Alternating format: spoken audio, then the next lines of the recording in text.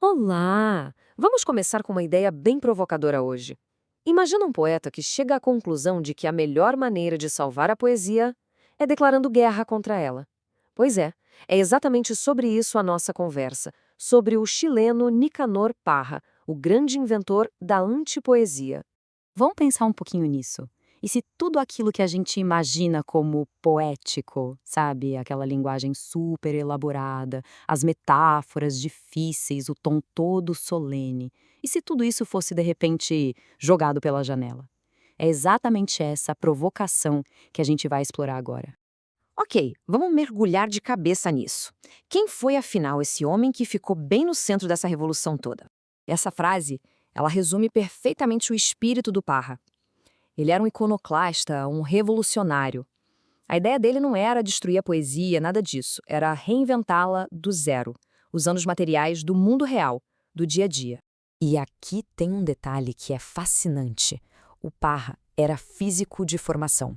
Essa dupla identidade de cientista e poeta deu para ele uma perspectiva, assim, única. Uma visão que valorizava a precisão, a observação e até um certo ceticismo, o que era bem raro no mundo poético daquela época.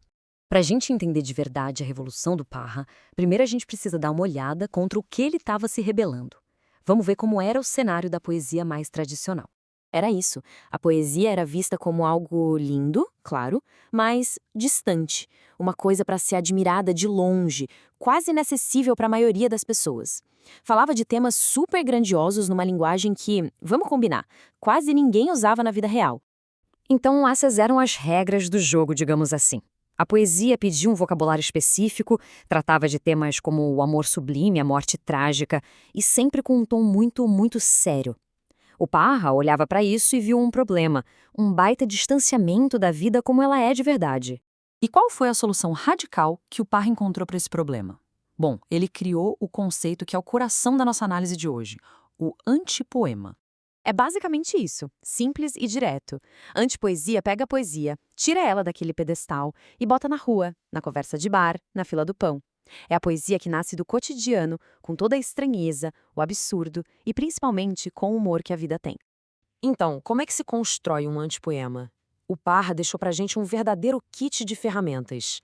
Em vez de falar de cisnes e luas, ele falava de cadeiras, telefones, contas para pagar. E no lugar daquela sinceridade toda solene, ele usava a ironia para cutucar as verdades mais desconfortáveis da vida. Agora, a gente vai colocar os dois lado a lado. É aqui que a diferença fica, nossa, cristalina. É onde o impacto da invenção do Parra se torna totalmente evidente. Essa é a pergunta de 1 milhão, né? Como é que essa teoria toda se traduz no papel? A comparação que a gente vai ver agora vai ser o grande ahá da nossa conversa. E olha, a diferença é gritante.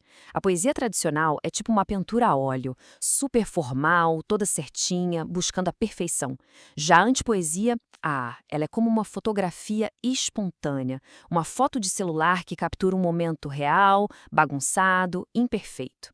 Uma busca a beleza ideal, a outra a verdade nua e crua. Para a gente ir fechando, vamos entender a real importância e o impacto que a invenção do Parroca teve a longo prazo. Afinal, por que ainda estamos falando sobre isso hoje em dia? E isso é fundamental de entender. Em vez de acabar com a arte, o Parra, na verdade, abriu as portas. Ele mostrou que qualquer pessoa podia escrever poesia e sobre qualquer assunto. A poesia deixou de ser um clube fechado e virou uma praça pública. E agora, se preparem para um fato impressionante. Nicanor Parra viveu até os 103 anos de idade. 103. Isso significa que ele teve praticamente um século inteiro para desenvolver, refinar e espalhar suas ideias, mudando para sempre o rumo da literatura no mundo todo. No fim das contas, esse é o grande legado do Parra. Ele lembrou a todos que a poesia não precisa ser limpinha e arrumada. Ela pode, e talvez até deva, refletir toda a complexidade, o humor e, às vezes, o completo absurdo da experiência humana. Fica aqui uma reflexão final. A antipoesia é um convite para a gente olhar para as nossas próprias vidas, para as conversas do dia a dia, para os pensamentos mais banais e encontrar a poesia que já está ali, escondida bem na nossa frente. Fica perguntando ar. O que será que a gente pode levar disso tudo?